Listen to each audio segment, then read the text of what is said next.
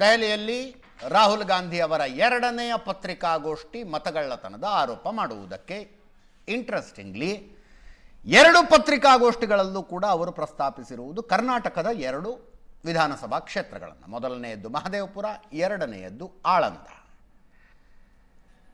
ಚುನಾವಣಾ ಆಯೋಗ ಬಿಜೆಪಿಯ ಜೊತೆ ಕೈ ಜೋಡಿಸಿ ಮತಗಳ್ಳತನ ಮಾಡ್ತಾ ಇದೆ ಅನ್ನೋದು ಅವರ ಆರೋಪ. ಅಶೋಕ್ ಗೌಡ್ರು ಇದ್ದಾರೆ ಬಿಜೆಪಿಯಿಂದ ನಮ್ಮ ಜೊತೆ. ಈಗ ಅಜಿತ್, ನಂದು ಒಂದೇ ನೇರ ಪ್ರಶ್ನೆ. ಆಗ್ಲಿಂದ ಪಾಪ ಈ ಬಿಹಾರಿಂದ ಬಂತು ಮೆಸೇಜು ಹಾಗೆ ಹೀಗೆ ಅಂತ ಹೇಳ್ತಿರಲ್ಲ, ಯಾರು ಮೆಸೇಜೇ ಕೊಟ್ಟಿಲ್ಲ ಅಂದರೆ ಯಾರೂ ಮಾಹಿತಿನೇ ಕೊಟ್ಟಿಲ್ಲ ಅಂತ ಹೇಳ್ತಿದ್ದಾರೆ. ಆದರೆ ಬಿಹಾರಿಂದ ಬಂದಿರತಕ್ಕಂಥ ಮೆಸೇಜು ಅಥವಾ ಬಿಹಾರಿಂದ ಬಂದಿರತಕ್ಕಂತಹ ಇನ್ಪುಟ್ ಅಂತ ಅಂದ್ಬಿಟ್ಟು ಇವ್ರಿಗೆ ಹೆಂಗೆ ಗೊತ್ತಾಯಿತು? ಯಾರೂ ಕೊಟ್ಟೇ ಇಲ್ಲ ಅಂತ ಹೇಳಿದ್ರೆ ನಂಗೆ ಇದೊಂದು ಕನ್ಫ್ಯೂಷನ್ ಇದೆ. ಆಯ್ತಾ, ಒಂದು 6081 ವೋಟು ಡಿಲೀಷನ್ ಆಯಿತು, ಡಿಲೀಷನ್ ಆಗ್ಲಿಕ್ಕೆ ಹೊರಟಿತ್ತು, ಅದನ್ನು ನಾವು ತಡೆ ಹಿಡಿದ್ಬಿಟ್ವಿ ಅಂತ ಅಂದ್ಬಿಟ್ಟು ಹೇಳಿದ್ರು. ಆಯ್ತಾ, ಆಗ ಫಸ್ಟ್ ಅದಕ್ಕೆ ಅಪೋಸ್ ಮಾಡಿದವರು ಅಲ್ಲಿನ ಬಿಜೆಪಿಯ ಸುಭಾಷ್ ಗುತ್ತೇದಾರವರು, ಆಗಿನ ಶಾಸಕರು. ಅವರು ಹೋಗ್ಬಿಟ್ಟು ಅಲ್ಲಿ ಇಮಿಡಿಯೇಟ್ ಆಗಿ ಪ್ರೆಸ್ ಕಾನ್ಫರೆನ್ಸ್ ಮಾಡಿ ಹೇಳ್ತಾರೆ, ಇಲ್ಲಿ ಯಾವುದೋ ಒಂದು ಮೆಸೇಜ್ ಅಂದರೆ ಏನೋ ಒಂದು ಆಗಿದೆ, ಅದರಿಂದಾಗಿ ದಯವಿಟ್ಟು ಸಹ ಗಮನಿಸಿ ಅಂತ ಹೇಳ್ತಾರೆ. ಅಂದರೆ we are definitely concern about ಏನೋ ಸಮಥಿಂಗ್ ಹ್ಯಾಸ್ ಹ್ಯಾಪೆಂಡ್. ಈಗ ಇವರನ್ನು 18 ಪತ್ರ ಬಡಿದ್ವಿ, ಮಾಹಿತಿ ಕೊಡ್ತಿಲ್ಲ. ಆಕ್ಚುಲಿ ಏನು ಅಂತ ಹೇಳಿದ್ರೆ, ನೀವು ಉದಾಹರಣೆಗೆ ನಾನು ಈಗಿನ ಒಂದು ಮಾಹಿತಿ ಹೇಳ್ತೇನೆ. ಮಾಹಿತಿ ಯಾಕೆ ಕೊಡಬಾರ್ದು? ಅಲ್ಲ, ನಾ ಒಂದು ನಿಮಿಷ, ಅದಕ್ಕೆ ಸರಿಯಾಗಿದೆ. ಈಗ ನಾನು ಒಂದು ನಿಮಿಷ, ನನ್ನ ಮನೆಯಲ್ಲಿ ಎಲೆಕ್ಟ್ರಿಸಿಟಿ ಹೋಗಿದೆ, ನಾನು BWSSBಗೆ ಫೋನ್ ಮಾಡಬೇಕಾ, BBMPಗೆ ಫೋನ್ ಮಾಡಬೇಕಾ, ಅಥವಾ ಬೆಸ್ಕಾಮ್ಗೆ ಫೋನ್ ಮಾಡಬೇಕಾ? ಇಷ್ಟೇ ಸಿಂಪಲ್. ಈಗ ಇನ್ನೊಂದು, ಇವರು ಲೀಡರ್ ಆಫ್ ಎಲೆಕ್ಷನ್ ಕಮಿಷನ್ಗೆ ಪತ್ರ ಬರೆದಿದ್ದಾರೆ. ಎಲೆಕ್ಷನ್ ಕಮಿಷನ್ ಎಕ್ಸಾಕ್ಟ್ಲಿ ನಾನು ಅದನ್ನೇ ಹೇಳ್ತಿರೋದು. ಎಲೆಕ್ಷನ್ ಕಮಿಷನ್ ಬರೀಬೇಕಾದ್ರೆ ಆಯ್ತು. ಇನ್ನೂ ಒಂದು ಬೆಸ್ಕಾಮಲ್ಲಿ ಹೇಳ್ಬಿಡ್ತೀನಿ. ಈಗ ನಮ್ಮ ಮನೆ ಇರತಕ್ಕಂಥದ್ದು BTM ಲೇಔಟ್ ಅಲ್ಲಿ. ನನ್ನ ಸಂಶಯವನ್ನು ಪ್ರಶಾಂತ್ ಕೇಳ್ತೀನಿ. ಅಲ್ಲ, ಒಂದು ನಿಮಿಷ, ಎಲೆಕ್ಷನ್ ಕಮಿಷನ್ ಉತ್ತರ ಕೊಡ್ತಾ ಇಲ್ಲ ಅನ್ನೋದು ಬಿಜೆಪಿ ಉತ್ತರ ಕೊಡಬೇಕು. ಅಲ್ಲ, ನಾನು ಸರಿ ಇನ್ನೂ ಸ್ಪೆಸಿಫಿಕ್ ಆಗಿ ಹೋಗ್ಬಿಡ್ತೀನಿ. ನನ್ನ ಮನೆ ಇರೋದು BTM ಲೇಔಟ್. ಸಮರ್ಥಿಸಿ ಮಾತನಾಡಿಕೊಳ್ಳುವರು ಚುನಾವಣಾ ಆಯೋಗ ಉತ್ತರ ಯಾಕೆ ಕೊಡಲ್ಲ ಅನ್ನೋ ಪ್ರಶ್ನೆ ಲಾಜಿಕಲ್ ಅಲ್ವಾ? ನಾನು ಇನ್ನೂ ಸ್ಪೆಸಿಫಿಕ್ ಆಗಿ ಹೇಳ್ಬಿಡ್ತೀನಿ. ನನ್ನ ಮನೆ ಇರ್ತಕ್ಕಂಥದ್ದು BTM ಲೇಔಟ್, ಆದರೆ ಮಡಿವಾಳದ್ದು ಬೆಸ್ಕಾಮಿಗೆ ಬರುತ್ತೆ. ನಾನೇನಾದ್ರೂ ಹೋಗ್ಬಿಟ್ಟು BTM ಲೇಔಟ್ ಬೆಸ್ಕಾಮಿಗೆ ಫೋನ್ ಮಾಡಿದ್ರೆ ಅವರು ಮತ್ತೆ ಕಮ್ಯುನಿಕೇಟ್ ಮಾಡಿ ಮಡಿವಾಳದ ಬೆಸ್ಕಾಮರ್ ಬರಬೇಕು. ನನಗೆ ಗೊತ್ತಿರಬೇಕು. ಇವೆಲ್ಲ ಜಸ್ಟಿಫಿಕೇಶನ್ ಆಗೋದಿಲ್ಲ ಅಶೋಕ್ ಗೌಡ್ರೆ. ಸಿಂಪಲ್. ಇವರು ನೀವು ಆಗ್ಲೇ ನಾತುವರ್ ಕರೆಕ್ಟಾಗಿ ಕೇಳ್ತಾ ಇದ್ರ ಪ್ರಶ್ನೆ. ಅಲ್ಲಿ ನಿಮ್ಮದೇ ಒಂದು ವ್ಯವಸ್ಥೆ ಇದೆ. DC ಕಚೇರಿಯಲ್ಲಿ ಯಾರೋ ಒಬ್ಬರು ಅಲ್ಲಿ ಇವ್ರು ಇರ್ತಾರೆ ಎಲೆಕ್ಷನ್ ಕಮಿಷನ್ಗೆ. ಆ ಮಾಹಿತಿ ಏನಿದೆ, ಡಿಲೀಷನ್ ಎಲ್ಲಿಂದ ಬಂತು, ಡಿಲೀಷನ್ಗೆ ಲೆಟರ್ ಎಲ್ಲಿಂದ ಬಂತು, ಅಥವಾ ಮೆಸೇಜ್ ಎಲ್ಲಿಂದ ಬಂತು, ಅಥವಾ ಮೇಲ್ ಎಲ್ಲಿಂದ ಬಂತು ಅಂತಕ್ಕಂಥ ಒಂದು ಮಾಹಿತಿ ಅವ್ರ ಹತ್ರ ಇರುತ್ತೆ.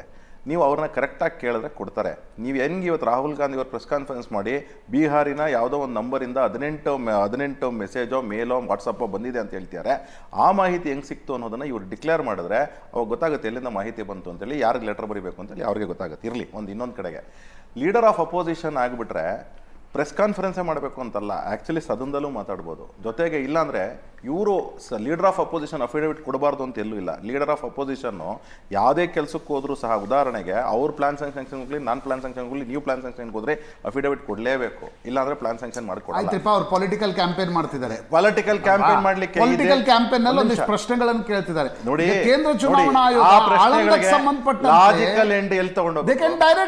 Logical end. ಈಗ ಪೊಲಿಟಿಕಲ್ ಪ್ರಶ್ನೆಗಳು ನಾವು ಮಾಡ್ತೀವಿ, ನೀವು ತುಂಬಾ ಸತಿ ಇದೇ ಮಾಧ್ಯಮದಲ್ಲಿ ನೀವು ಕೇಳಿದ್ರೆ ಲಾಜಿಕಲ್ ಎಂಡ್ಗೆ ಯಾವ್ದು ವಿಚಾರ ತಗೊಂಡು ಹೋಗ್ತೀರಾ ಅಂತ ಹೇಳಿ. ನಾವು ಲಾಜಿಕಲ್ ಎಂಡ್ಗೆ ತಗೊಂಡೋಗ್ಬೇಕಾದ್ರೆ ಅನೇಕ ಪ್ಲಾಟ್ಫಾರ್ಮ್ಸ್ನಲ್ಲಿ ನಾವು ಅನೇಕ ಪ್ರಶ್ನೆಗಳು ಮಾಡಬೇಕು. ಲೀಡರ್ ಆಫ್ ಅಪೋಸಿಷನ್ಗೆ ಕರೆಕ್ಟ್ ಪ್ಲಾಟ್ಫಾರ್ಮ್ ಯಾವುದು ಅಂತ ಹೇಳಿದ್ರೆ ಸದನ. ಲೋಕಸಭೆನಲ್ಲಿ ಈ ಪ್ರಶ್ನೆಗಳನ್ನ ಕೇಳಿ ಕೊಡ್ತಾರೆ. ಯಾವ ವೇದಿಕೆ ಮೇಲೆ ಮಾಡಬೇಕು? ಒಂದು ಏನಾಗಿದೆ, ಈ ವೇದಿಕೆಗಳನ್ನ ಚೂಸ್ ಮಾಡ್ಕೊಂಡು ಈಗಾಗಲೇ ಕೋರ್ಟ್ಗೆ ಅನೇಕ ಬಾರಿ ಕ್ಷಮಾಪಣೆಗಳನ್ನ ಕೇಳ್ಬಿಟ್ಟಿದ್ದಾರೆ. ನೀವು ಅವ್ರ ಮಾಹಿತಿ ಕೇಳಿದಾಗ ಆ ಮಾಹಿತಿ ಕೇಳಿದಂತ ಕೋರ್ಟ್ ನೀವೇನೋ ಆಪಾದನೆ ಮಾಡಿದಿರಾ, ನಮ್ಗೆ ಇಲ್ಲಿ ಬಂದಿದೆ ಕೇಸು, ಮಾಹಿತಿ ಕೊಡಿ ಅಂತ ಹೇಳಿದ್ರೆ ವಿಷಯಾಂತರ ಮಾಡಲ್ಲ. ಪರ್ಫೆಕ್ಟ್ ಆಗಿ ಒಂದ್ ನಿಮಿಷ, ಆಗ್ಲೇ ನೀವು 20 ನಿಮಿಷ ಮಾತಾಡ್ರಪ್ಪ, ನಾನು ಒಂದೇ ಒಂದು ಮಾತಾಡ್ಲಿಲ್ಲ.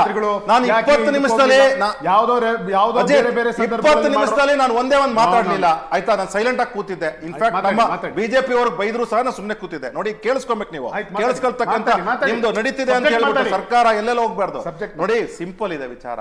ಇವರು ಅನೇಕ ಆಪಾದನೆಗಳನ್ನ ನಮ್ಮ ಸರ್ಕಾರದ ಮೇಲೆ ಮಾಡಿದ್ರು. ಯಾವಾಗ 2014ರಿಂದ ಇವತ್ತರೆಗೂ ಮಾಡ್ಕೊಂಡಿದ್ದಾರೆ. ಎಷ್ಟು ಬಾರಿ ಕೋರ್ಟ್ಗೆ ಕ್ಷಮಾಪಣೆ ಪತ್ರಗಳು ಬರ್ಕೊಟ್ಟಿದ್ದಾರೆ ಕೇಳಿ, ಆಯ್ತಾ?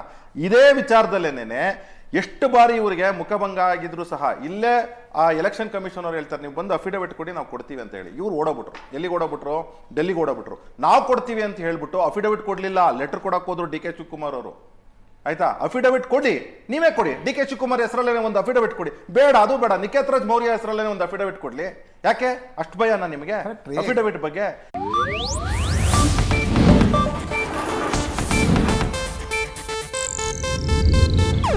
ಇದು ಏಷ್ಯಾನೆಟ್ ನ್ಯೂಸ್ ನೆಟ್ವರ್ಕ್ ಪ್ರಸ್ತುತಿ.